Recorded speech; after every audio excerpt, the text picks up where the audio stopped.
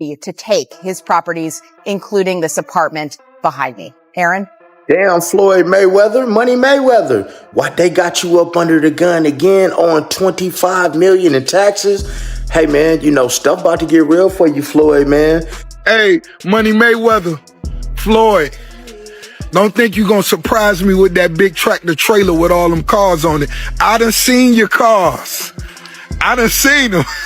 Reports say Floyd Mayweather Jr. has become concerned after officials reportedly placed a freeze on his assets in connection with a $42 million fraud investigation. Mayweather insists he has met all of his tax obligations and claims the situation has been misrepresented. According to him, certain media outlets have portrayed the issue unfairly, creating a narrative he believes does not reflect the full reality. He firmly denies the allegations, stating that the matter has been overstated and amplified through reporting that he says contains inaccuracies. Especially when it comes to the media in this country.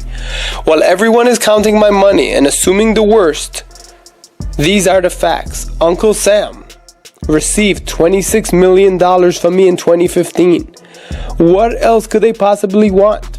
I'm sure I would have been notified much sooner if there were any real discrepancies, right? Bottom line, everybody just wants to be part of the Money May show, including the IRS. That's fine. You can crunch numbers all day, but in the end, my empire is rock solid and intact. Now calculate that. Hashtag TMT, hashtag Floyd Mayweather. Music mogul and rapper Rick Ross recently made a pointed remark about boxing icon Floyd Mayweather Jr., poking fun at the fact that the fighter no longer appears to showcase his fleet of luxury cars the way he once did. Ross noted that the boxer's frequent displays of high-end vehicles seem to have slowed noticeably, hinting that the change could reflect shifts in Mayweather's financial situation. The comment subtly questions the lifestyle that once defined Mayweather's public persona, suggesting that the extravagant car showcases that used to grab attention are now far less common. Attention has also turned to Mayweather's long-standing reputation for spending heavily on luxury goods. His taste for expensive cars, designer watches, and lavish homes has reportedly come with increasing tax responsibilities. Some reports claim he may not have fully accounted for the taxes linked to those high-priced purchases, even as he continued to highlight his wealth through luxury items. Critics say the financial obligations tied to them may not have received the same level of attention. According to these claims, that imbalance has created complications with tax authorities, illustrating how prioritizing extravagant spending over careful financial management can lead to serious challenges. Floyd Mayweather is about to pay $2 billion to purchase a sports team and may never have to pay taxes again. The tax code offers the super wealthy so many methods to erase their income through deductions, and none is better than purchasing a sports team. Buying a sports team is like buying a unicorn real estate property. The value is always going to go up, the owner is going to make money, but on their tax return, they're going to use a strategy to report that they're losing money. You see, the owner is actually allowed to write off the entire cost of the sports team against future income. This will allow Floyd to pay less in taxes. It's called amortization, which is very similar to depreciation. But if Floyd ever decides to sell the team, then the taxes will be owed. Who cares then? Because the taxes he was supposed to pay during those years, he's going to take that money, reinvest it for personal profit. See you, Floyd. Hit your boy up if you need help with taxes. My name is Duke, and I make taxes very easy to understand. Give me a follow to stay educated. After reports surfaced about possible financial difficulties, Floyd Mayweather Jr. addressed the situation publicly. He stated that he had already paid $26 million to the Internal Revenue Service in an effort to clarify the matter. While the announcement seemed intended to clear up the situation, it also led to additional discussion. Some observers questioned whether the payment settled all outstanding amounts, while others speculated about whether it represented the total extent of his tax responsibilities. He replies to them by showing on Instagram $26 million, a payment he made to the IRS. By the way, nothing makes your tax payment look shadier than when you're just holding up cash. Right. That's not a good look for the IRS. But he showed his actual, 26 million. They just pay him. Like, I don't know why, like, he's mad at the media. It's like, oh, you guys are making things up. No, it's leaked that you asked to pay after this fight. Like, you make all this money. If I was Mayweather, not only would I pay them on time, the IRS, I'd tip them. I'd be like, hey, here's what I owe you. Here's a little bit. Get your woman something nice, all right? How was Christmas for your kids? Oh, you're Jewish? Convert just for this Christmas. Here, take care. Financial concerns surrounding Floyd Mayweather Jr. have reportedly grown as large debts come into focus. Reports indicate that he owes more than $33 million to fellow boxer Gervonta Davis, and he is also said to have an outstanding obligation connected to Dubai. The situation has drawn additional attention after news of a $42 million purchase, a move that sparked further discussion about his spending habits. Critics argue that making such a costly acquisition while carrying substantial liabilities raises concerns about financial decision-making and long-term planning.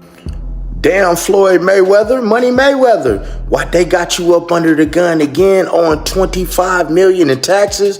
Hey, man, stuff about to get real for you, Floyd, man, because you already owe Gervonta Davis $33 million that you ain't paid him.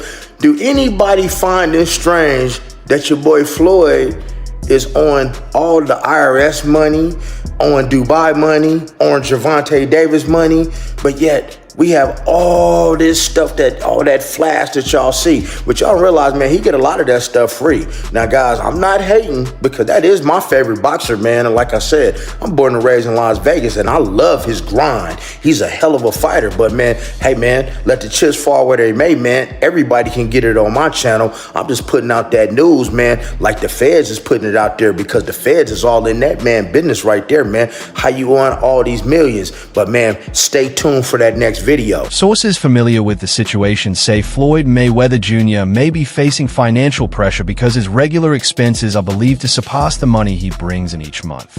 His preference for an extravagant lifestyle, including luxury cars, private jet travel, and upscale properties, has reportedly placed additional strain on his finances. According to those close to the matter, Mayweather has sometimes paid less attention to his tax obligations while continuing to enjoy costly purchases and high-end living. Look, man, we both made some real money, but you start burning through, you make $2-3 million a year, you burning through $100,000 a month. You ain't really got that much money. He probably spending way more than that. No, I'm talking regular dudes. I see what you're say we made $3 million, we burning through $100,000 a month. We really don't got no paper like that saved up. That's a fact. So even if he's making $100 million, if he's burning through $5, $6, $7 million a month, you still got taxes, you still got responsibilities. So I don't know nobody's bag, but me and you, we real. We never count nobody's paper. So not at all. I hope he got $10 billion. And I hope he get out of his problem. That's a fact, because you would figure he should be able to just cash him out, like whatever the tab is. He should be able to wire that. I think he could do that with no problem. I think he got all the money in the world. I think they may not want it. Floyd Mayweather Jr. has often stated that he earns around $3 million per month, at times suggesting that his income even exceeds that of tech magnate Bill Gates. However, many financial experts have pushed back on those claims. Analysts reviewing the figures have described the statements as extremely unlikely, arguing that the numbers don't appear realistic based on available information. Now, Floyd Mayweather says he makes $300 million a month, which is $3.6 billion a year. He makes more money than Jeff Bezos, Bill Gates, all of those guys. So I say all that to say this. The money that Canelo was looking for, they can easily come up with that money. Floyd Mayweather got it. Well, listen, let me put it this way to you. If he makes what did he say, 300 million a month? Yes, sir. Okay, I'm 6'4" and 240. And I know I'm 5'8.5" and 240. So there you go. There's no way. There's that. If he makes $3 million a month on his investments, that's a lot. $36 million a year. That's a lot. So I know guys that are worth, $500-600 million, plenty of them, and they don't make $36 million a year, let alone $300 million a month. So there you go. Reports claim that Floyd Mayweather Jr. spent around $5 million in just 1 week, putting the money toward property and a private jet. The scale of that spending quickly caught public attention and led many to question the stability of his finances, especially as discussions about his tax situation continued. Some observers believe these high-profile purchases may have been intended to maintain the larger-than-life image he is known for. At the same time, the costly acquisitions have fueled ongoing debate about the long-term condition of his financial position. In 1996, a con man bought the New York Islanders with fake documents and a fax machine. This is the story of one of the craziest scams in sports history. It all starts with this guy, John Spano Jr. He ran a company called Bison Group in Dallas, Texas. They leased and financed equipment, nothing major, but he was the type of guy to make it seem like they were managing hundreds of millions of dollars. In reality, he was worth less than $5 million. But John always dreamed of being a billionaire, and his way to become one was own a sports team. So in 1995, he positioned himself as a local wealthy businessman and approached the Dallas Stars ownership group as a new potential buyer. The Stars did some basic due diligence and found out that he really didn't have as much money as he was claiming, and then they just dismissed him. So then John tries again, but this time he chooses a brand new franchise, the Florida Panthers, and he actually almost bought the Panthers. But after the owners asked for more thorough financials, the deal fell through. Which brings us to 1996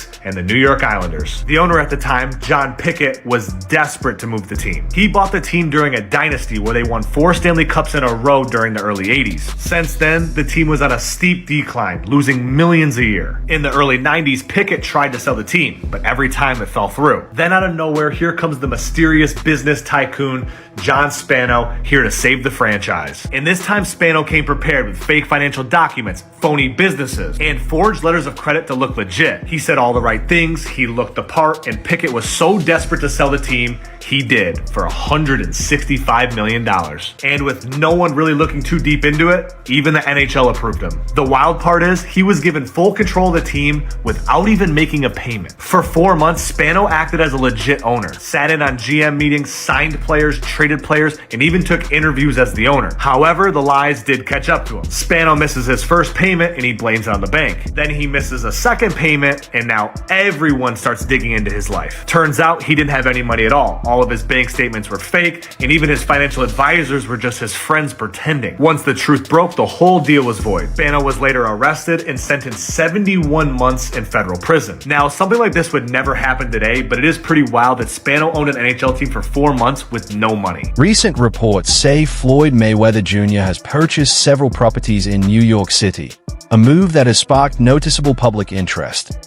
The timing of these real estate investments has raised questions among observers, especially as discussions about his financial situation continue.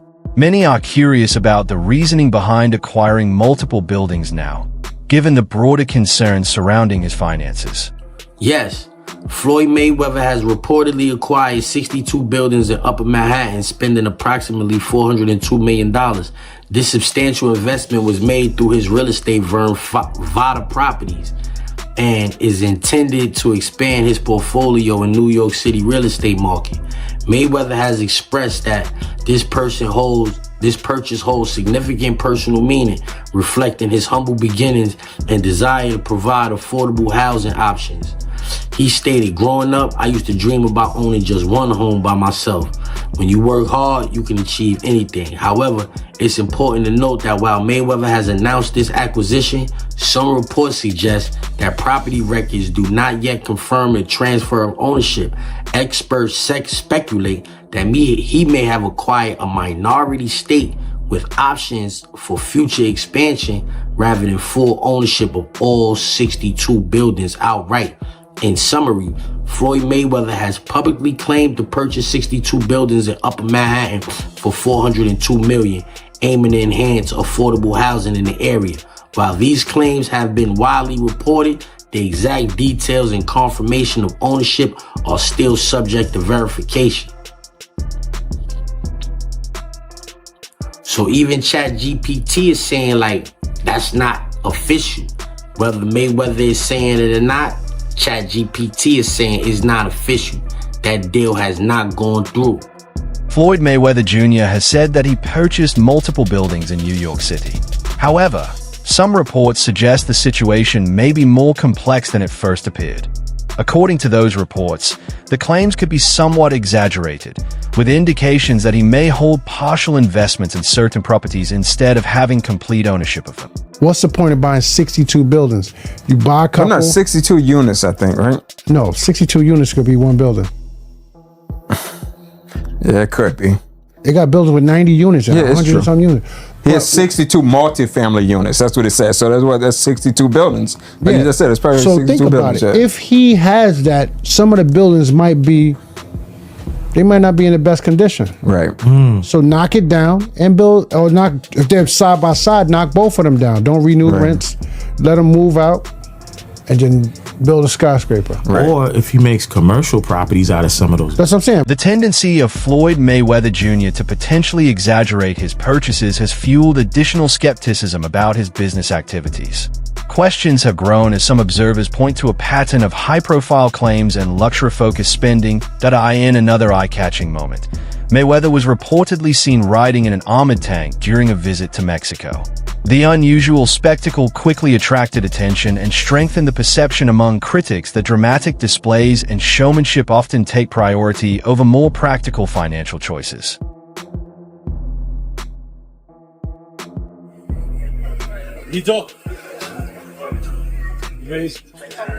Viva Mexico! See you now. See? Floyd Mayweather Jr. is widely recognized for his extensive collection of luxury vehicles, frequently sharing updates on his latest acquisitions across social media beyond cars. His lifestyle includes private jets and a range of other high-end assets, all of which emphasize the public display of his wealth and status. When you're the best, you only deal with the best. So today, I purchased 3 vehicles. Give them the breakdown, Chadwick. Give them the 2025 Cadillac Escalade V ESV. This is a supercharged motor version. But the best car you purchased is... what about this? I bought this today. Brand new 2025 matte blue G63 AMG. And let's walk down here. Check this out. Come.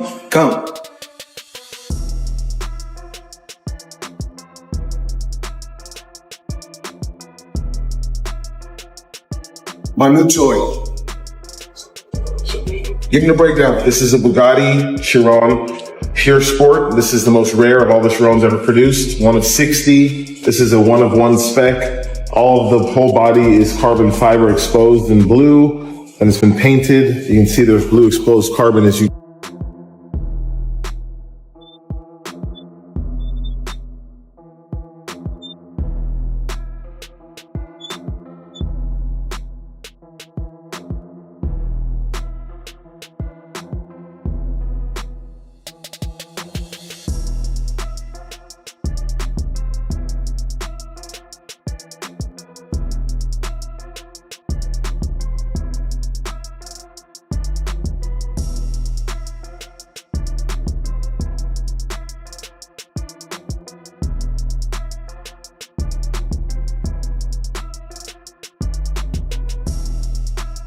The luxurious lifestyle of Floyd Mayweather Jr. extends well beyond cars and private jets.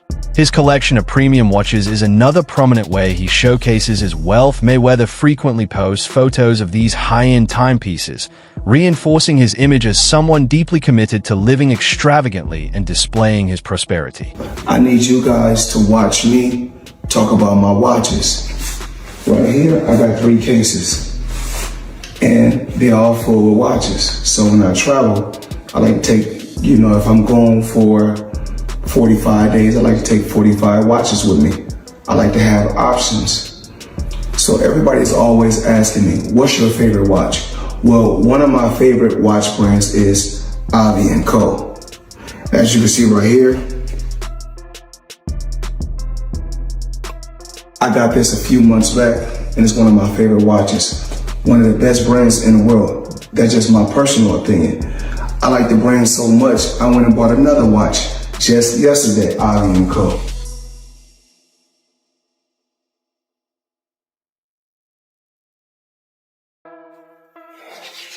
As you can see, evasion.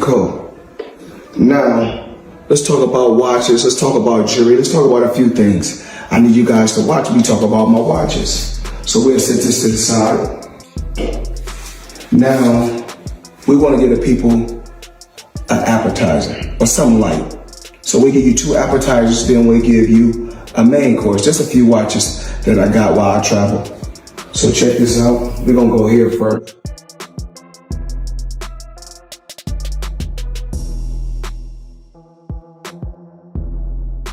And of course, the company is Avi & Co. Crazy company.